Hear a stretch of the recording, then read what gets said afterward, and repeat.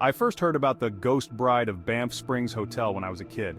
My grandmother used to tell me spooky stories about the hotel, but this one stuck with me. The tale of a bride who lost her life on her wedding day and now haunts the halls of the grand old hotel.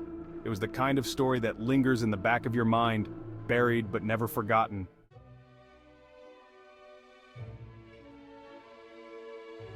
Years later, when I found myself booking a trip to Banff for a much-needed vacation, I thought of that story again.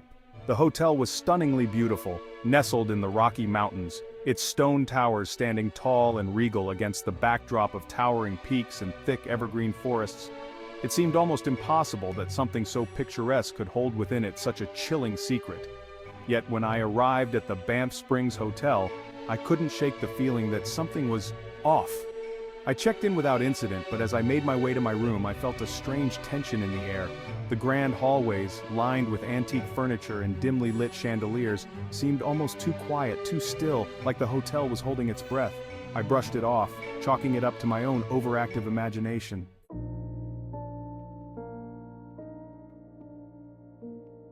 But that night, as I lay in bed, the unease grew stronger.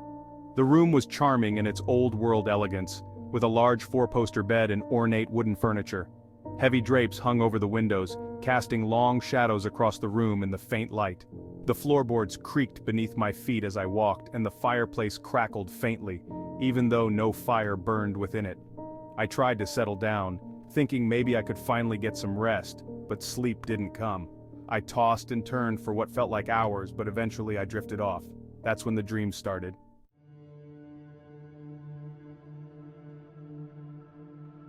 In my dream, I was standing in the grand ballroom of the hotel, the same ballroom I had walked past earlier that day. The chandeliers overhead glowed softly, casting a warm golden light over the polished floors. The room was filled with people, dressed in elegant old-fashioned clothes, men in black suits, women in white gowns, twirling around in a ghostly waltz. Their faces were blurry, out of focus, as if they were there, but not quite. And then I saw her. Standing at the edge of the ballroom was a woman in a white wedding dress. She was beautiful, but something about her seemed wrong. Her face was pale, her eyes wide with an expression I couldn't quite read, fear perhaps, or sorrow. The edges of her gown were tattered, the fabric stained as if it had been dragged through dirt and grime. She looked at me, her eyes locking onto mine, and I felt a chill run down my spine. "Help me," she whispered, though her lips never moved. I jolted awake, drenched in sweat, my heart racing. For a moment I was disoriented, unsure of where I was, but then the familiar sight of the room came into view.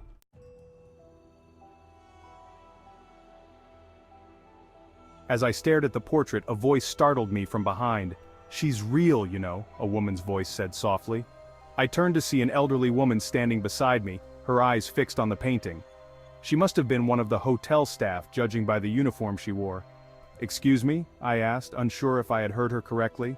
"The bride," she said, her voice low.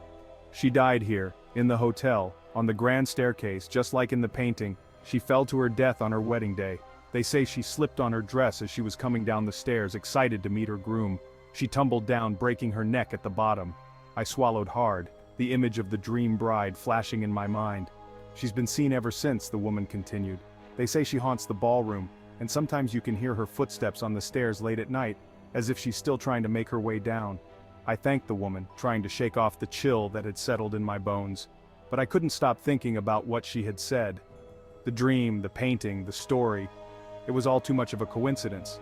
I wasn't usually the type to believe in ghosts, but something about this felt different.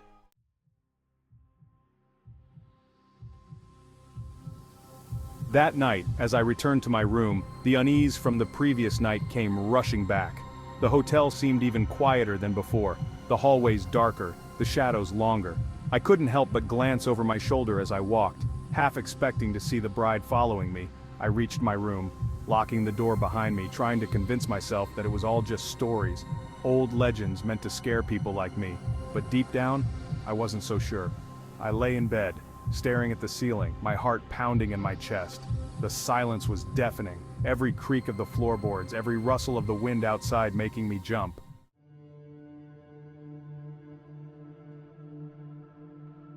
Then, just as I was about to drift off, I heard it.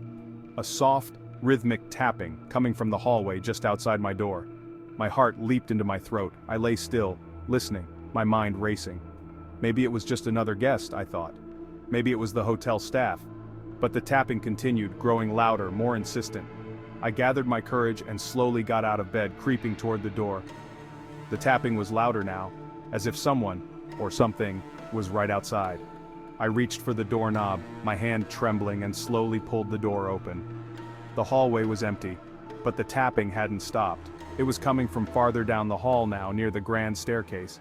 My legs felt heavy, but something compelled me to follow the sound. I crept down the hallway, my breath shallow, the walls seeming to close in around me.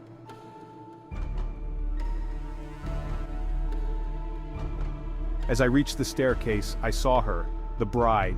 She was standing at the top of the stairs just as she had in the painting, her white gown flowing around her, her veil trailing behind her, but this time she wasn't smiling. Her face was twisted in pain, her eyes wide with terror. "Help me!" she whispered again, but this time I could hear the desperation in her voice. I wanted to turn and run, but I couldn't. I was frozen in place, my feet rooted to the floor. The bride took a step forward, and I watched in horror as her foot slipped, just like in the story. She tumbled down the stairs, her body twisting and turning, her veil fluttering behind her. The sickening sound of bones cracking echoed through the hallway as she hit the bottom. I screamed, my voice ripping through the silence, but no one came. The bride lay crumpled at the foot of the stairs, her body broken and lifeless. For a moment, everything was still. Then, slowly, she began to move. Her head twisted at an unnatural angle as she lifted herself from the floor, her eyes locking onto mine. "Help me," she whispered again, her voice like nails on a chalkboard.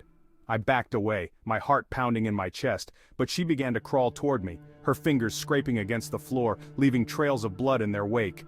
I turned and ran, my feet barely touching the ground as I fled down the hallway. The hotel seemed to stretch on forever, the walls closing in, the shadows growing darker and more twisted. Behind me I could hear the bride's ragged breathing, her footsteps quickening as she pursued me. I reached my room, slamming the door shut behind me, locking it with trembling hands. My breath came in short gasps, my heart pounding in my ears. For a moment everything was silent. Then I heard the tapping again. It was coming from inside the room. I turned, my back pressed against the door, and saw her, the bride. She stood in the corner of the room, her white gown stained with blood, her veil torn and tattered. Her eyes were wide with terror, her lips parted in a silent scream. "Help me," she whispered, her voice echoing in the small space. I couldn't move, I couldn't speak. All I could do was watch as she slowly approached, her eyes never leaving mine. And then, just as she reached out to touch me, everything went black.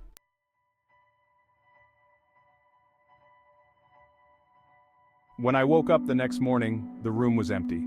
The bride was gone, and the hotel was as quiet as ever. But I knew what I had seen. I packed my bags and left Banff Springs Hotel that day, vowing never to return. But sometimes, late at night, I can still hear the tapping.